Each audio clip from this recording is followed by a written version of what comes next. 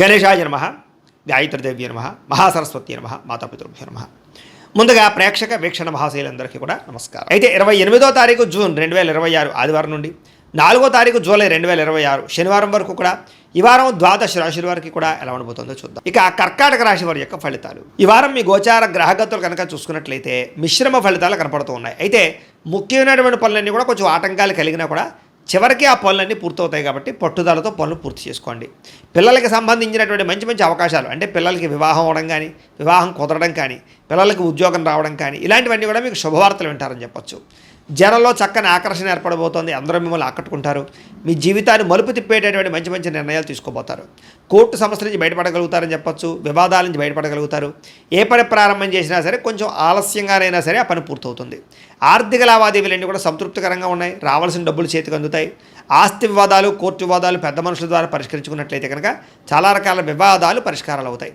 అయితే అంతర్గత శత్రువులు పెరిగిపోతున్నారు కాబట్టి జాగ్రత్త. నరదిష్టి నరఘోష బాగా కనపడుతుంది కాబట్టి ఇంకా జాగ్రత్తగా ఉండాలి. వ్యాపారంలో మార్పులు తీసుకురాగలుగుతారు. ప్రత్యేక శ్రద్ధతో వ్యాపారం చేసి వ్యాపారంలో ఎక్కువ లాభాలు పొందగలుగుతారు. అనేక కొత్త విషయాలు తెలుసుకోవాలని ఆసక్తి, కొత్త పుస్తకాలు చదవడం, కొత్త ప్రాంతాలు తిరగడం, కొత్త వ్యక్తులతో పరిచయాలు కూడా కనపడుతున్నాయి. విడిపోయినటువంటి భార్యాభర్తలు తిరిగి కలవడంతో పాటుగా ప్రేమికుల మధ్య కూడా అన్యోన్యత కనపడుతోంది.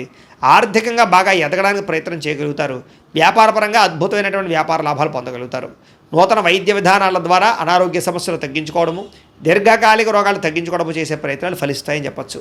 భవిష్యత్తు గురించి బాగా పెట్టుబడులు పెడతారు. డబ్బులు బాగా ఖర్చు కూడా చేస్తారు.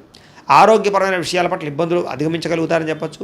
వృత్తిపరంగా కానీ ఉద్యోగపరంగా కానీ ఎటువంటి ఒడిదుడుకులు ఎదురైనా సరే వాటిని అధిరోగించే అవకాశం బాగా కనపడుతోంది.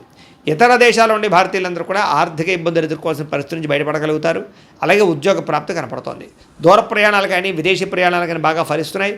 వీసాలు కూడా మంజూరయ్యే అవకాశం కనపడుతుందని చెప్పొచ్చు. ప్రైవేటు ఉద్యోగస్తులకి అధికారులతో జాగ్రత్తగా మాట్లాడవలసిన అవసరం కనపడుతుంది. కొంచెం ఉద్యోగంలో ఒడిదుడుకులు కనపడుతున్నాయి, జాగ్రత్తగా ఉండాలి. నిరుద్యోగులకి అతి కష్టం మీదే ఉద్యోగ అవకాశాలు కనపడుతున్నాయి కాబట్టి జాగ్రత్తలు తీసుకోండి. ఇంటర్వ్యూలో పాల్గొనే వారు కొంచెం శ్రద్ధ పెట్టండి. కొత్తగా ఎవరైనా ప్రేమిస్తూ ఉన్నట్లయితే కనుక మీ మనసులో ఉండే ప్రేమను వ్యక్తపరచవచ్చు, లేదా ప్రపోజ్ చేయొచ్చు, కలిసి వస్తుంది. ఆదాయం కన్నా ఖర్చు అధికంగా కనపడుతోంది. సమయానికి మాత్రం అవసరానికి డబ్బులు చేతికి అందుతాయి. వ్యాపార పెట్టుబడులు, భూముల యందు, గృహాల యందు పెట్టుబడులు కలిసి వస్తాయి. గృహం లేని వారికి గృహయోగ్యత కనపడుతోంది. కొత్త వాహనం కొనుగోలు చేయాలనుకున్న వారికి అనుకూలంగా ఉంది. సినిమా, టీవీ, మీడియా రంగాల వారికి మంచి అవకాశాలతో కూడుకున్న గుర్తింపు కనపడుతోంది. భార్యాభర్తల మధ్య అన్యోన్యత ఏర్పడుతుంది. కుటుంబంలో ఉండే సమస్యలన్నీ కూడా పరిష్కరించుకోగలుగుతారు. ముఖ్యంగా అప్పుల బాధల నుంచి బయటపడగలుగుతారని చెప్పొచ్చు.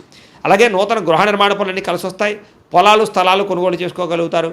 వివాహం కాని స్త్రీ పురుషులకు వివాహ యోగ్యత కూడా కనపడుతోంది. ఇంకా విద్యార్థులు కూడా చదువు పట్ల శ్రద్ధ పెట్టడంతో సహా ఇతరులకి సహాయం చేయడము, పరోపకారం కనపడుతోంది. సాంకేతిక పరిజ్ఞానం పట్ల ఆసక్తి, విద్యలో నైపుణ్యం కూడా బ్రహ్మాండంగా పెరుగుతున్నాయి. ఇంకా ఉద్యోగస్తులకి మధ్యవర్తుల ద్వారా ప్రభుత్వ ఉద్యోగ అవకాశాలు కనపడుతున్నాయి.